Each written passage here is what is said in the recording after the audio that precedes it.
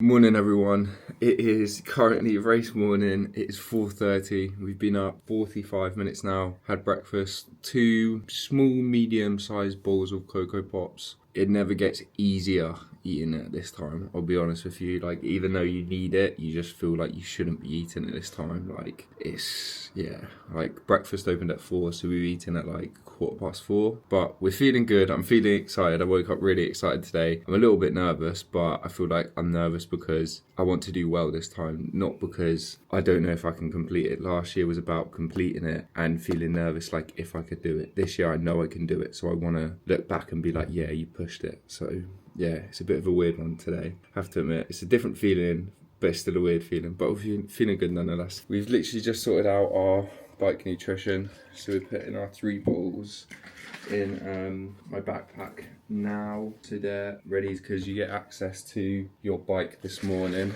to put on any nutrition, so you don't have to done it last night. So we've got our 3 bottles, 3 gels to put on the bike, our gel before I swim, and our bike computer, which I was really scared of forgetting, but I remembered.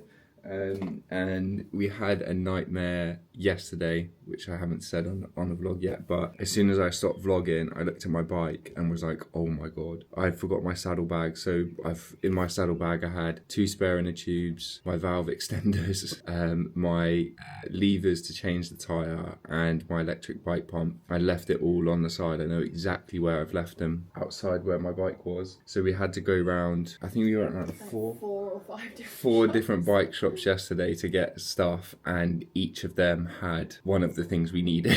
So it was a bit crazy yesterday, but we got everything, so we're covered from that front, and that's the only thing so far. We then did actually then get to the lake to drop the bike off, and I realised I didn't put the bike sticker on the bike to identify it as my bike and let my bike get checked in, so then we had to go back to then bring the bike back. So I told you, logistically this time round it's been a nightmare, but if that means the race is good, the race is good. So yeah, other than that, I'll see you on the other side. What's happening, everyone? I thought I would do a video just breaking down what happened at Bolton, because we got some really great footage from Gav, Fintry Central, and Grace and my dad as well. But I thought it would be good to just speak about how I found actually like everything, and give you some ins and outs to keep in mind when you guys do your races as well. Like if you do a race in the future, just some things to think about and something that you could maybe like revisit. But I'm still smiling.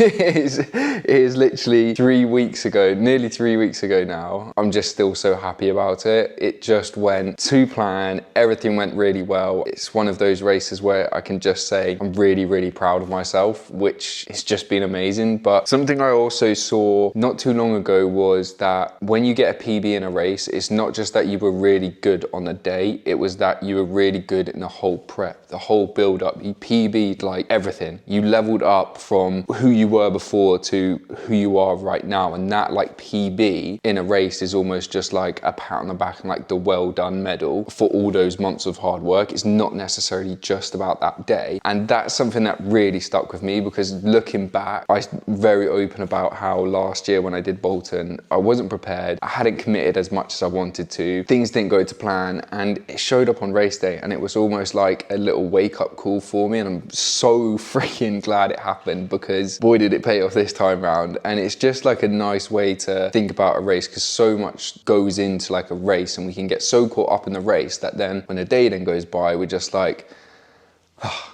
but if you can see it as this time where you're actually appreciating everything and the whole build up, then you look at that race slightly differently. And that's just something that I've done this time around. And like I said, I'm still smiling talking about it. As soon as someone asked about it, I'd literally just smile from ear to ear. But without any more talking, let's just go into how the actual race was at each stages. All right, now, in fact, Bolton was meant to be chucking it down all day. The weather reports, I was in like Facebook groups, and on my tri chat, everyone's going, oh, it's gonna piss it down, it's gonna be horrible. But the weather actually changed for the better, and I think it only rained for me for about a minute or two when I was on the bike, and then it rained quite a bit on the run, like torrential rain. But it was quite nice. It was actually quite nice to have, because when you're doing a triathlon, you just feel rotten, mate. Like, you're in this tri suit doing swimming, biking, and you're running in it, and you've been in it for like, at this point I would have been in it for about like 4.5 hours, and it started raining, and I was like, oh, feels like a mini shower. So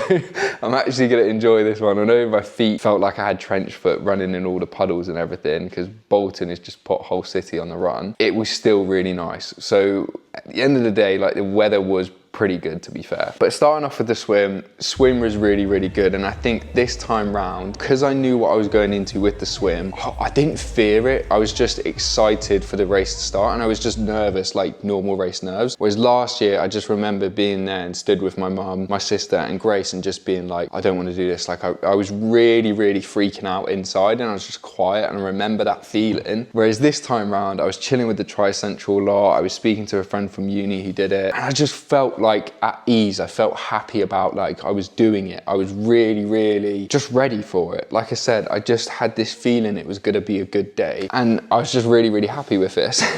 Essentially, whereas last year I was shitting bricks. And last year when I went in the water, although I got a good swim time last year I got 37 minutes 58 seconds. I was freaking out for most of it, and I was swimming slow, and I was trying to talk to myself. I was doing breaststroke for a bit, trying to calm myself down, trying to catch my breath. Whereas this time, I just went in and I just went for it. Like, I didn't go for it. Because I knew I wanted to push the bike and push the run. And I knew with the swim, I was like, whatever's gonna be, is gonna be with the swim. I'm only gonna make like 1 or 2 minutes difference anyway, but my time can be made up massively on the bike and the run. So I don't wanna go all out on the bike, on the swim, sorry, and then regret it on the bike and the run. So swim time this year was 35 minutes and 33 seconds. So about 2 minutes 15 quicker than last time. And I felt quick, everything felt really smooth. I just stayed on the outside. The main thing I would say is, whenever you're at the start line of a triathlon, go to the sides. Don't be someone who gets caught in the middle. Just start on the sides and then just swim on the sides. Don't swim on the inside. For me, if I swim a couple of 100 meters extra, staying on the outside, you're not going to swim that much extra. But if I'm swimming like a few meters extra, but I'm on the outside and I have a clear path the whole way around, and I've not got to worry about a hand coming over or getting kicked in the jaw or getting my feet pulled back, I'm taking that all day long. Like, pause. But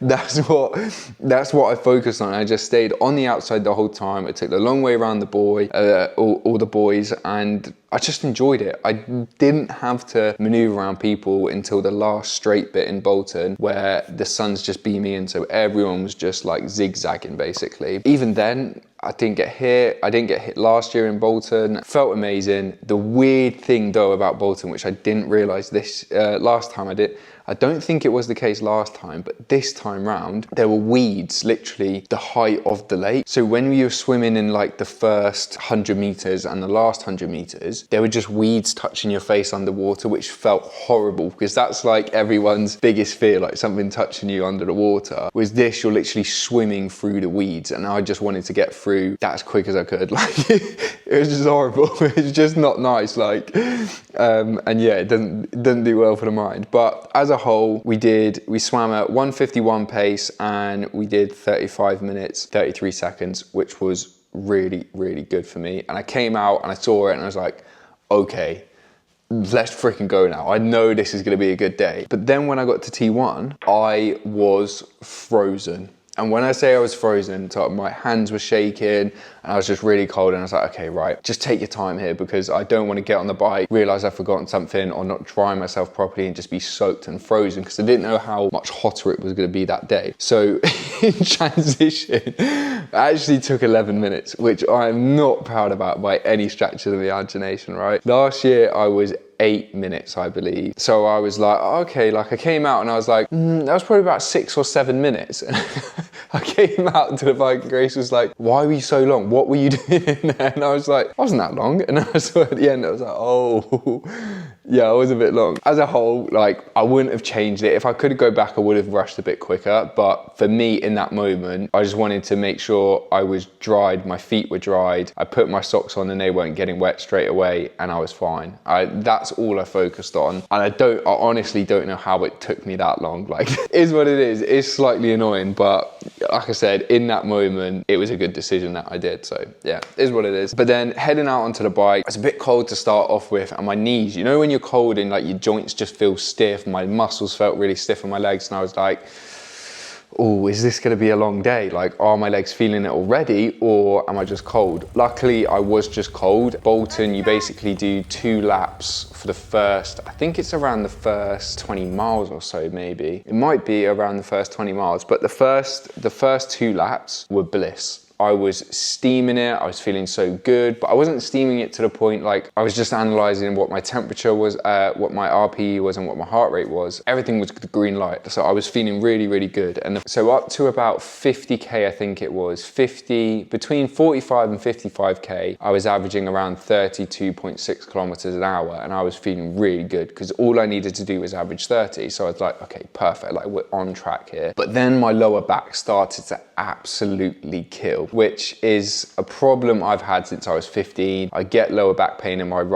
on my right side because my right leg is shorter than my left leg. It's just something I've always had. I've always learned to like deal with it, but it was just really bad this time round, and it just meant that I couldn't push as much power as I wanted to. I could maintain when I was at, and when I got sort of like my cadence going, I was okay, but it was getting that going and sort of trying to maintain it. It was a bit of, okay, we'll give it 10 solid minutes, then we'll cool off for a bit, 10 solid minutes and we'll cool off a bit. That's what I was sort of trying to do on the bike, because I didn't want to just go all out and absolutely ruin my back. We still managed to hit the bike time. All I wanted to do was get under 3 hours, and for the bike we did 2 hours 58, which I was really, really happy with, because I thought as soon as my back started killing, I was like, there's no way I'm going to get this. And I actually wasn't going to get this time until the last, I think about 5 or 6k. I was like, you know what, Jack, fuck this. You've worked so hard on the bike this year. Do not let this back just not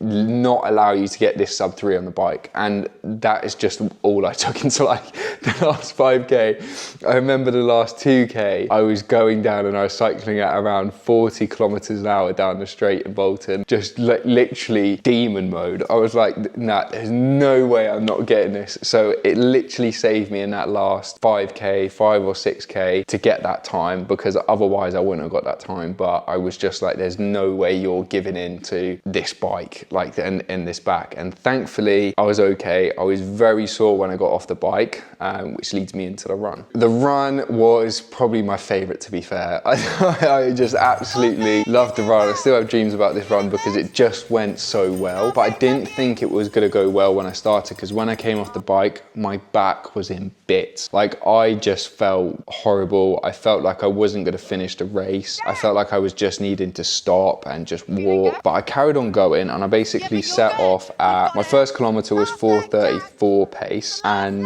the slowest I went up to, sort of like when I was in pain, was 4:52 pace. So I was beyond what we wanted to get, me and my coach wanted to get for this. So it's like, okay, like if I'm in this much pain and I don't feel bad anywhere else, like I've got my breath, my heart rate's low, my legs feel fresh, it's just my back in bits, I was like, let's just keep going here. But then when we got to the hills, which it's a very, very hilly course, like I had on my watch 198 meters elevation. That's the highest amount of elevation I've done in a half marathon, and it's on the back end of like the bike and the swim. So it's a very hard half marathon anyway. I only slowed down when it got to the elevation point. So you can see it on the chart here where the elevation is and like where my heart rate is and where that spiked up. We basically managed to finish the race really, really strong. Like last year, my half marathon PB was an hour 37 and I just ran an hour 36:50 officially on this race, which is just mind blowing to me because last year that would have beaten my PB in a half marathon standalone. So it's just a little bit crazy to think that I'm that much like progressed that much on than compared to last year. Really, really freaking happy, like, to be honest with you. But when my back eased off at around, I think it was around the 4 or 5k mark after the first hills, I think that just helped miraculously being on the hills, and it was just go since then. But Bolton is basically like 2 laps and like a little bit extra at the end where you go through town like again. But it was just so enjoyable. Like the first lap flew by and I was like, okay, 10k down, like I'm literally there now. All I've got to do. So on that last lap, I just knew it was the last lap and I was like, let me just give it everything here. Because I could see my heart rate was spiking up a little bit. Not too much, I was still like low end zone 4, I didn't enter zone 5, and I was just like, okay, heart rate's sticking up a little bit here, but I feel good. I feel really, really good. So let's just push it now. If I blow up, I know I can maintain it to finish at least. So I was like, let's just go and let's just beeline for this. It just felt like so smooth. It just felt amazing doing that run. Like I still think about it and just everything clicked during that. And it was when I set out for Bolton, me and my coach wanted to get around 5:30, but it was just like go and enjoy it and perform well. It wasn't like, oh my God, I need to get 5:30. And for the run, I was like, we basically set the target at around like an hour 45. I wanted to go for an hour 40 and my coach was like, if you run an hour 40, that would be really impressive on that course. Sort of like be sensible type thing, okay? not that he's like, nah, you can't fucking do that, mate. But it's just you have to be sometimes when it's a hard course, you just have to be mindful of that. So I surprised myself getting 1 hour 36:50 and I definitely surprised my coach, which is a really good thing. But it just shows like the past 7 or 8 months we've worked together, he's just taken me to another level, which is so good and like beyond mine and his expectations. So it was just so happy. And you can see how much on the race photos it meant to me just crossing that finish line. I let out a big scream, as you can see, a big shout, whatever you want to call it. And I just burst into tears. I literally just burst into tears as soon as I finished, hands on my knees, and I was just crying my eyes out, just so happy because I knew I'd done it for me and I knew I had made myself happy, which is a feeling that I've always struggled with having, and I just absolutely loved it. And the paramedics actually came up to me because obviously I was just sobbing my heart out, like my hands on my knees after as soon as I finished.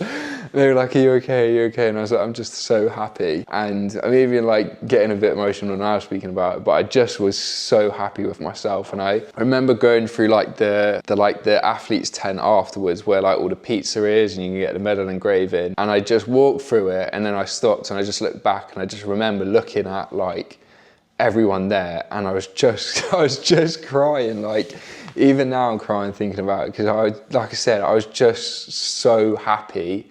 And I felt so proud of myself and like I feel that now as well. And then when I came out of the tent and the moment I saw Grace and my dad, I just absolutely burst into tears and like just had my hand in my head, my head in my hands, and I was just crying. And I just gave them two the biggest hug as well because I was just, like I said, and you can see how much it means to me now. I was just so happy, and yeah, still now I'm fucking dead happy, as you can see. So it was just overall an amazing day, and I didn't think I would be emotional filming this. I knew if I got what I wanted to do and I was happy with the day, I knew it was gonna make me emotional. And yeah, just looking back and just remembering like coming out of that tent and like seeing everyone, it was just it was just amazing. So yeah, that's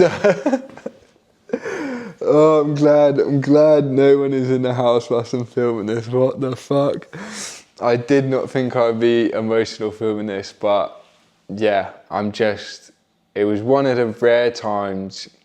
It was, for me, it was probably the only time I can look back over the last 4 or 5 years and actually be really, really happy with myself and just say, like, well done, Jack. Like, you actually committed to this. It was the first time in a long time I felt like me, and I just felt happy. So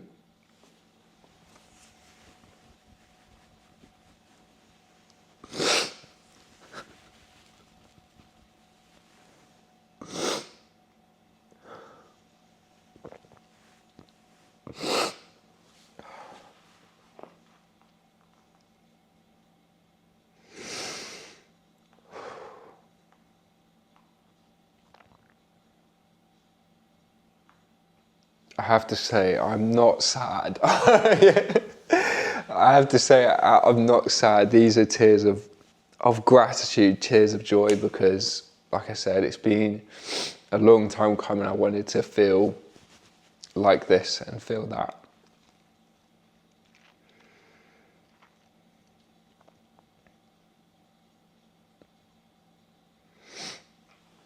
Hopefully me filming this and actually having this reaction shows that, like, you can do things you don't think you can do. Like, that's why I set out to do these things and why I still continue with them. And like, I will never forget a few moments in my life where I thought I was just gonna end things, and I'm so fucking glad I didn't, because I wouldn't have got to experience any of this, and it's just amazing. So if you are feeling low, if you feel like you're going through something, if you're feeling like the world's against you, just keep fucking going, man. Just keep going. Have something to work towards. Pull yourself together, because if I can pull myself together from where I was, fucking anyone can. There's no ceiling to where you can go. There's no ceiling to what you can achieve, and you can change that around for yourself. You can have the support, you can have the tips, the tricks, all of those things, but it comes down to you. And I only feel this sense of achievement, this happiness, because I did it for myself. I didn't want to do that race for anyone else. I just wanted to fucking do it for me, and just look back and go, you fucking did it, man. And yeah, I can save oh man, it's safe to say I've done that. So yeah, this was the Bolton half Ironman vlog. So yeah, I'm gonna leave it there. It is the race week of Frankfurt, so I'm looking forward to Frankfurt now, and God knows what I'm gonna fucking be like when I when I finish Frankfurt, man. What the fuck am I gonna be like? But yeah, I hope this helps someone out there. I hope this makes an impact, because that's what I want to do. I want to show people that you can freaking do it. You can do it. There's a different life you can live, and there's no ceiling to that life you can live.